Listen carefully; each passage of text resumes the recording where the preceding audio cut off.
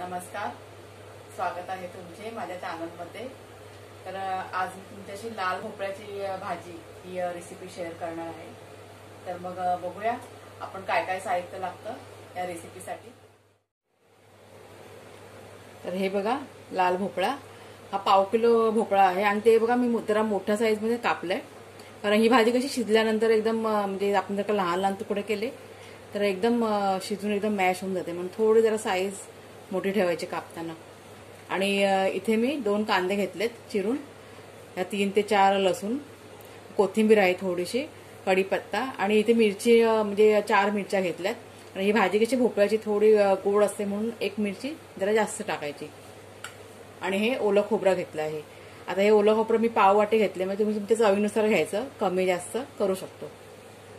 तर मग आता आपण ही भाजी करूया। आपण कढई ठेवले आणि कढईमध्ये मी हे 2 चमचे तेल टाकले। आणि तेल कसं आपलं आता गरम झालंय, तर पहिला आपण राई टाकायची।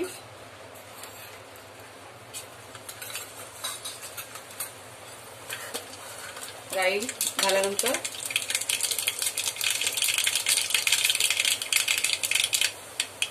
मिरची टाकूया आणि कढीपत्ता।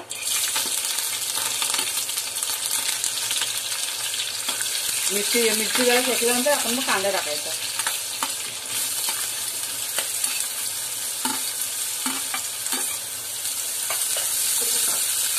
आता आपण त्यात जिरं टाकायचं। कधी पण जिरं कसं नंतर टाकायचं, कारण जिरं जर का आपण वगैरे टाकलं तर जिरं कसं करपून जातं, मग कांदा वगैरे टाकून झाल्यानंतर आपण जिरं टाकायचं।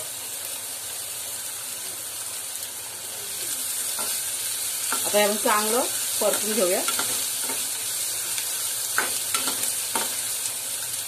आता याच्यावर झाकण ठेवूया, म्हणजे आपला कांदा लगेच लाल होईल।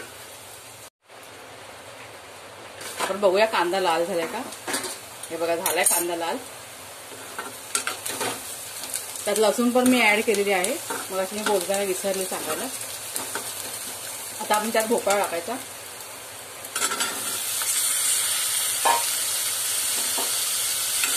हे सगळं चांगलं मिक्स करून घेऊया आपण।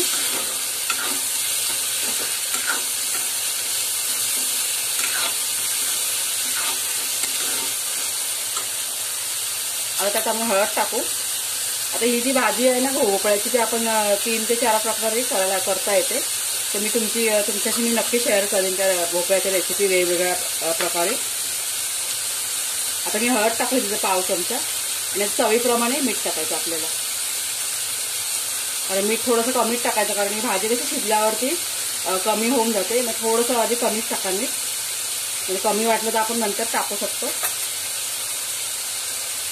आता ही कोथिंबीर टाकते।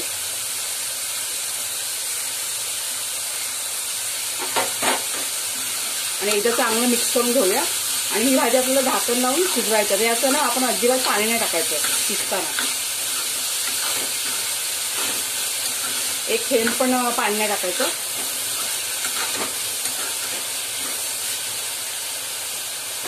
आता हे कसं असं झाकण ठेवायचं, आणि त्याच्यावर आपण थोडंसं पाणी फक्त टाकायचं, म्हणजे वाफेचं जे पाणी पडेल ते आपली भाजी शिजायला पुरेसं होईल। आता पाणी जर का आपण टाकलं तर भरपूर एकदम पातळ होऊन जाईल आपली भाजी, जेवढी गरज असेल ते पाणी आपल्याला भाजीमध्ये पडत राहील। तर 4 ते 5 मिनिटात ही भाजी आपली शिजून होईल। हे स्लो गॅसवरती आपण शिजत ठेवायची। तर हे बघा 4 ते 5 मिनिटं होऊन गेलेत, आपण बघूया। आणि हे बघा डिशवरती थोडंसं पाणी आहे अजून।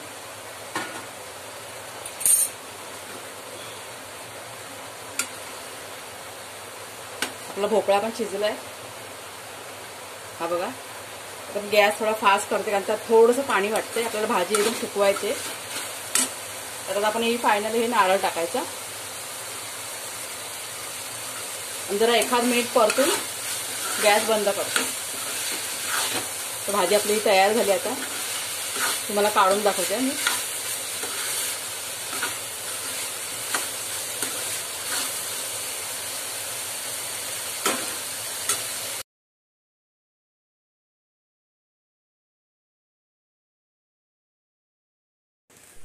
प्लीज व्हिडिओला माझ्या लाईक करा, चॅनलला माझ्या सबस्क्राईब करा, आणि बेल बटन प्रेस करा। तर ही आहे काळ्या वाटण्याची उसळ, भोपळ्याची भाजी आणि तळलेली सिमला मिरची।